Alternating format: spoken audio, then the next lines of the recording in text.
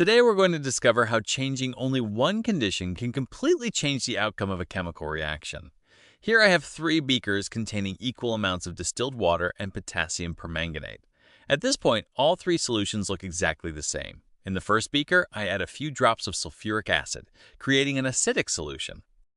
The second beaker is left exactly as it is, so it remains neutral. In the third beaker, I add sodium hydroxide, creating an alkaline solution. Now comes the exciting part of the experiment. I'm going to add the same amount of vitamin C solution to each beaker. Nothing changes except the pH of the solutions. Let's see what happens. First, the acidic solution. As soon as the vitamin C is added, the deep purple color begins to disappear until the solution becomes completely colorless. Next, the neutral solution. This time, instead of becoming colorless, the purple solution changes into a brown color.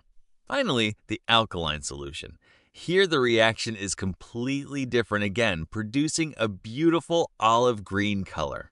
3 beakers, the same potassium permanganate, the same vitamin C, the same amounts. The only difference was the pH of the solution, yet the reaction produced 3 completely different colors. This is a perfect example of how important reaction conditions are in chemistry.